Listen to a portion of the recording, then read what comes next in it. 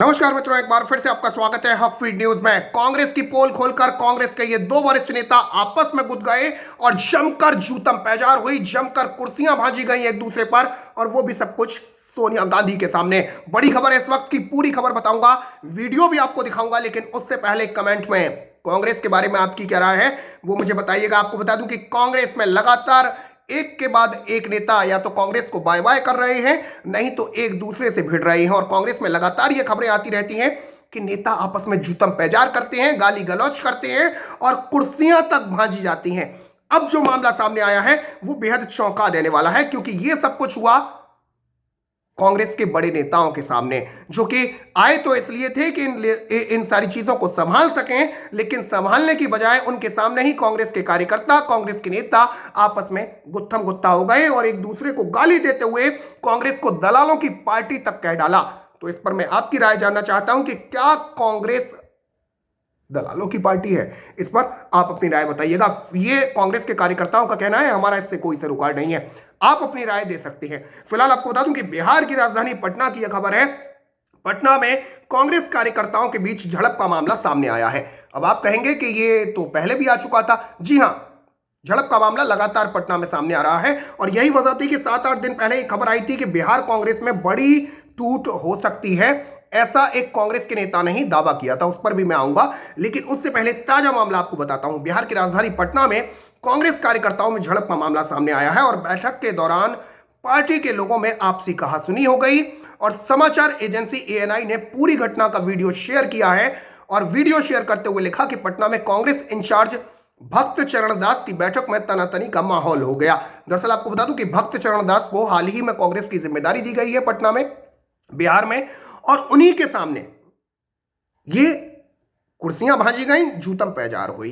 तो मतलब भक्त चरण दास को, जिनको यह कहा गया था कि आप कांग्रेस को संभालिए, बिहार में कांग्रेस बिखर रही है, उन्हीं भक्त चरण दास की मौजूदगी में कांग्रेस में गुत्थम गुत्था हो गई।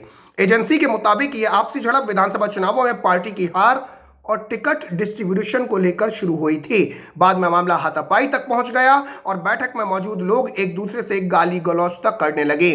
मंच से सबको चुप कराने का प्रयास भी हुआ, लेकिन बात और बिगड़ गई। ये वीडियो हम आपको दिखा नहीं सकते कॉपीराइट एक्ट की वजह से, लेकिन आप एएनआई के ट्विटर हैंडल पर जाकर इस वीडियो को आसानी से देख सकते हैं। ये वीडियो वाकई सोशल मीडिया पर भी अभी वायरल हो रहा है, तो इस वीडियो को देखकर आप ये समझ सकते हैं कि कांग्रेस में इस वक्त हालात क्या चल रहे हैं। वीडियो में आप देख सकते हैं कि आपसी कहासुनी के बीच वहां मौजूद लोग धक्का मुक्की करने लगते हैं और इस दौरान मंच की तरफ कुर्सी भी फेंकी जाती है, नारेबाजी होती है। तभी एक व्यक्ति बीच में आकर कहता है, कांग्रेस के दलालों होश में आओ, कांग्रेस के दलालों होश में आओ। यानी एक दफा नहीं हुआ है, इससे पहले भी कांग्रेस पर पैसे देकर टिकट देने का आरोप लगता रहा है। कांग्रेस के तमाम नेता ये कहते हैं कि पैसे देकर पार्टी टिकट बांटती है और यही वजह है कि कांग्रेस वहां पर यह नारेबाजी की गई कि कांग्रेस के दलालों होश में आओ।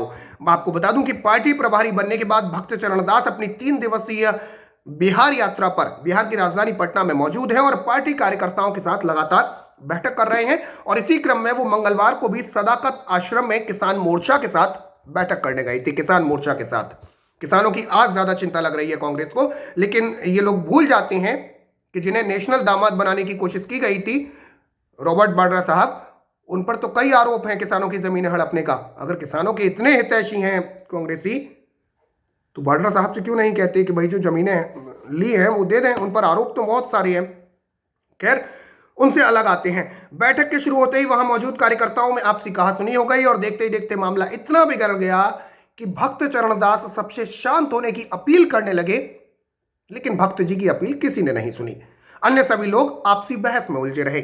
आपको बता दूं कि इससे पहले भी कल भी एक बैठक के दौरान भक्त चरण दास के सामने ही पार्टी के कार्यकर्ताओं का गुस्सा फूट पड़ा था और सभी कार्यकर्ता कांग्रेस को मिली हार के कारण प्रदेश नेतृत्व से नाराज बताए जा रहे थे। यही कारण था कि सोमवार को मौका मिलते ही उन्होंने पार्टी के प्रदेश नेतृत्व को बदलने की मांग कर दी थी। वहीं अपनी बैठक में कार्यकर्ताओं को हंगामा करते देख भक्त चरण दास ने पहले उन्हें शांत कराया और फिर उनकी समस्याओं को सुनते हुए हर मसले पर उचित कार्रवाई का आश्वासन दिया। लेकिन पटना का सदाकत आश्रम पहली दफा नहीं है जो गुत्थम गुत्था का गवाह बना हो। आपको बता दूं कि इससे पहले भी आपको याद होगा कि 13 नवंबर को जब रिजल्ट आ चुके थे बिहार विधानसभा के, उसके बाद नवनिर्वाचित विधायकों की एक बैठक बुलाई गई थी और उसमें भी जमकर बवाल मचा था। उस बैठक के बीच में हंगामा हो गया था जब विधायक विजय शंकर दुबे को चोर कह दिया गया था।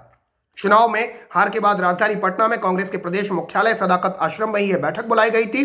कांग्रेस के नवनिर्वाचित विधायकों की यह बैठक थी, लेकिन बैठक के दौरान ही दो पक्षों के बीच जमकर बवाल हुआ और गाली गलौज के साथ हाथापाई उस वक्त भी हुई थी। ये 13 नवंबर की बात है।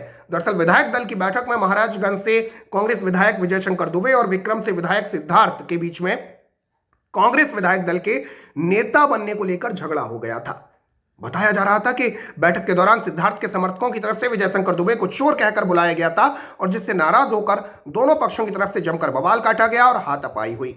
जिस समय कांग्रेस विधायक दल की बैठक चल रही थी उस वक्त छत्तीसगढ़ के मुख्यमंत्री भूपेश बघेल और कांग्रेस की स्क्रीनिंग कमेटी के चेयरमैन अविनाश पांडे भी बैठक में मौजूद थे और इन दोनों को इसलिए भेजा गया था उस वक्त कि बिहार में जो नए नए विधायक बने हैं वो टूटकर किसी और पाली में ना चले जाएं, इनको रोक कर रखना है। और इसी वजह से भूपेश बघेल और स्क्रीनिंग कमेटी के चेयरमैन अविनाश पांडे को भेजा गया था, लेकिन इन दोनों के ही सामने जमकर मारपीट और जमकर गुत्थम गुत्था। तो ये कांग्रेस की हालत है। आपको बता दूं कि बिहार में कांग्रेस को इस बार ज्यादा कामयाबी मिली नहीं, ज्यादा कामयाबी क्या कहूंगा मैं, महागठबंधन के तहत कांग्रेस ने 70 सीटों पर चुनाव लड़ा था, लेकिन महज 19 सीटें ही उसके खाते में आई थी, जबकि पिछले चुनाव में 2015 में उसने 27 सीटें जीती थी। जबकि वामपंथी दलों ने 29 सीटों पर लड़कर 16 सीटों पर जीत दर्ज की और इस तरह से लेफ्ट का स्ट्राइक रेट यानी वामपंथी दलों का स्ट्राइक रेट कांग्रेस से बेहतर रहा है, जो कि अपने को राष्ट्रीय पार्टी कहती है। इसके साथ ही आपको बता दूं कि पहली दफा नहीं है, मारपीट की खबरें तो मैंने आपको बता दी। हाल ही में आपको बता दूं कि एक और खबर सामने आई थी। कांग्रेस नेता और पूर्व विधायक भरत सिंह ने दावा किया था कि कांग्रेस के 11 विधायक बिहार में पार्टी छोड़ सकते हैं। उन्होंने कहा था कि पार्टी में जल्द ही बड़ी टूट होगी और 11 विधायक पार्टी छोड़ देंगे।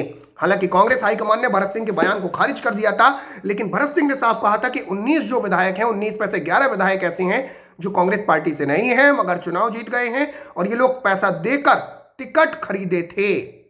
यानी कांग्रेस के दलालों होश में आओ जो नारा लग रहा था वो यहां से जोड़िए आप। भरत सिंह का साफ कहना था कि 11 विधायक ऐसे हैं जो कांग्रेस से नहीं थे, दूसरी पार्टियों से आए थे, जिन्होंने पैसा दिया कांग्रेस को, टिकट खरीदी, विधायक बन गए और अब संख्या बल से अपने आप को मजबूत करने के लिए एनडीए प्रयासरत है। और ये जो नेता, ये जो 11 विधायक हैं, ये कांग्रेस को छोड़कर एनडीए में जा सकते हैं।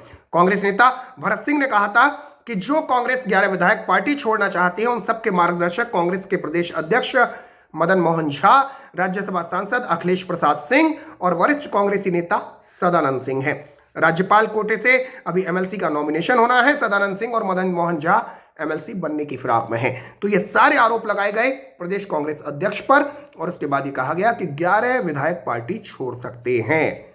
ये खुद भरत सिंह का दावा था। तो बिहार कांग्रेस में इस वक्त कुछ भी ठीक नहीं है। मारपीट हो रही है, जूतम पेजार हो रही है, कुर्सीबाजी हो रही है और साथ ही साथ टूट की खबरें भी हैं। तो फिलहाल के लिए इतना ही। जय हिंद, जय भारत, नमस्कार।